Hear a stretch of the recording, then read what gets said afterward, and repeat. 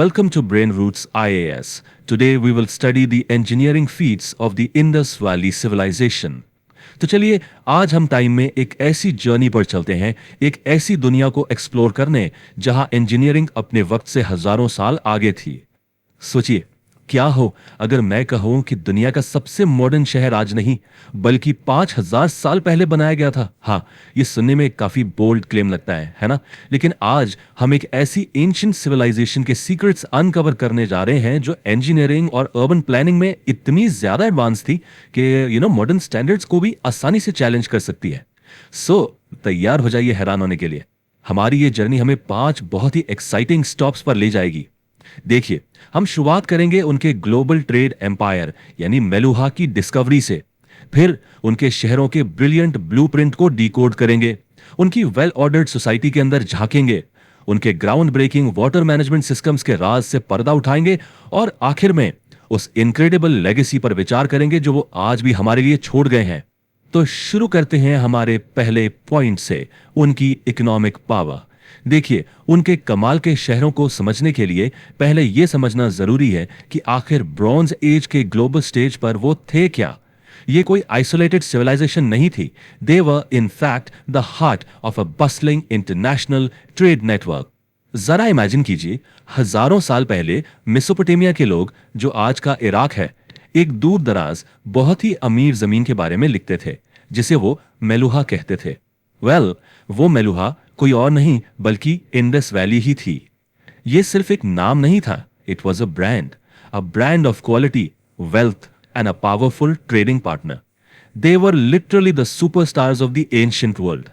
और इसका सबूत सिर्फ एंशिएंट टेक्स्ट में नहीं है। इमेजिन, आर्कियोलॉजिस्ट्स इराक में उर और सूसा जैसे शहरों में डिगिंग कर रहे हैं, and what do they find? Indus valley की डिस्टिंक्टिव सील्स, शायद एक यूनिकॉर्न या बुल के साथ। और फिर यहां इंडिया और पाकिस्तान में हमें मिलती है Mesopotamian cylinder seals. This is the ancient world's physical scene tag, एक जिंदा टू वे ट्रेड नेटवर्क का अनडिनाइबल प्रूफ जो समुद्र और रेगिस्तान तक फैला हुआ था। तो एक थ्राइविंग इंटरनेशनल ट्रेड से इतना सारा वेल्थ और रिसोर्सेज आ रहा था। इसके साथ उन्होंने बनाया क्या? उन्होंने कुछ ऐसा बनाया जो शायद उनकी सबसे बड़ी अचीवमेंट थी, the city of the future. चलिए देखते हैं कि कैसे उनके इंजीनियरिंग जीनियस ने अर्बन लाइफ को ही रीडिफाइन कर दिया। देखिए, उनके शहरों के दिल में एक बहुत ही सिंपल लेकिन रेवोल्यूशनरी आइडिया था, द ग्रिड पैराडाइम। अब मॉडर्न सिटीज जैसे चंडीगढ़ या न्यूयॉर्क के बारे में सोचिए, जहां स्ट्रीट्स एक साफ सुथरे ग्रिड में बनी है। अब सोचिए कि यह 5000 साल पहले किया गया था, जबकि दूसरे शहर टेढ़ी मेढ़ी तंग गलियों के साथ ऑर्गेनिकली ग्रो हो रहे थे।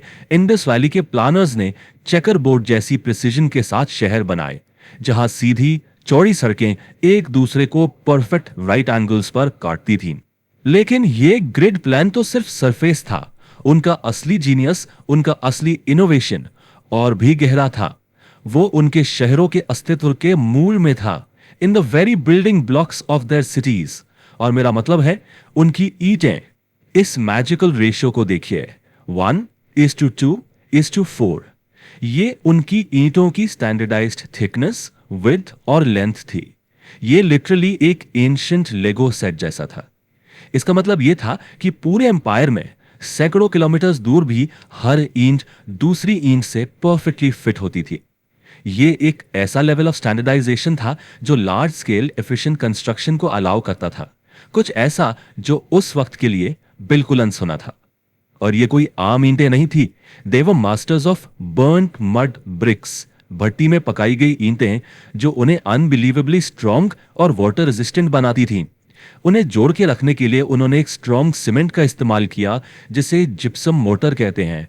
और सबसे कमाल की बात, वाटर प्रूफिंग के लिए उन्होंने बिटुमिन का इस्तेमाल किया, एक नेचुरल टार।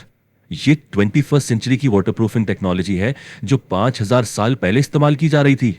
ये इतनी केयरफुल प्लानिंग ये सिर्फ एफिशिएंसी के बारे में ही नहीं थी, शहर का लेआउट एक्चुअली हमें उनकी सोसाइटी के बारे में भी बहुत कुछ बताता है।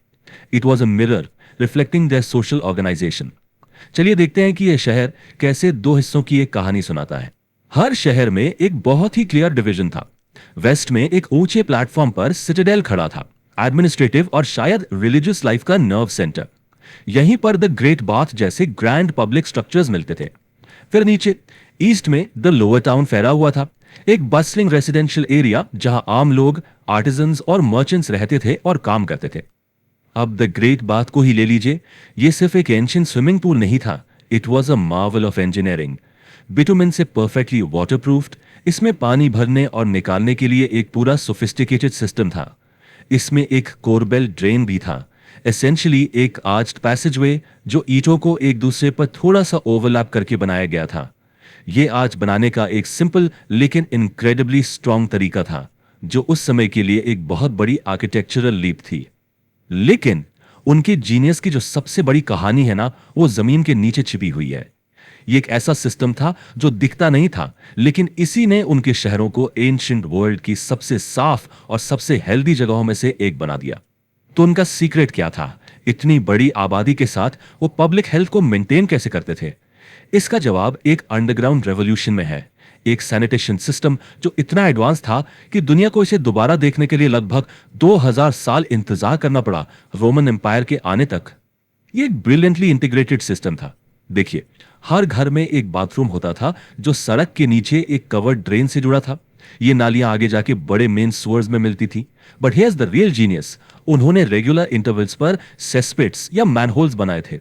ये गड्ढे सॉलिड वेस्ट को कलेक्ट कर लेते थे, जिससे सीवर्स को ब्लॉक होने से बचाया जा सकता था और मेंटेनेंस के लिए आसान एक्सेस भी मिलता था। This was public health of the future designed in the bronze age. तो हम इस सबसे क्या सीखते हैं?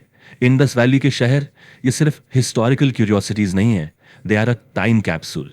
ये भरे हुए हैं sustainable urban planning, public health और स्टैंडर्डाइजेशन के लेसन से, ऐसे लेसन्स जो आज हमारे शहरों के सामने आने वाले चैलेंजेस के लिए पहले से कहीं ज्यादा रेलेवेंट है। और यही बात हमें इस सिविलाइजेशन के सबसे बड़े, सबसे एंड्योरिंग मिस्ट्री पर लाती है। इतने सारे इंजीनियरिंग मार्वल्स के बावजूद वहां कोई महल नहीं है, कोई शाही कब्रें नहीं है, राजाओं या शक्तिशाली सम्राटों का कोई साफ सबूत नहीं मिलता। तो इस बेहतरीन तरीके से ऑर्गेनाइज्ड सिविलाइजेशन के पीछे आखिर कौन था? इन परफेक्ट शहरों को किसने डिजाइन किया? क्या यह पुजारियों का एक वर्ग था या व्यापारियों की एक काउंसिल? ये एक ऐसी पहेली है जो हमें आज भी फैसिनेट करती है।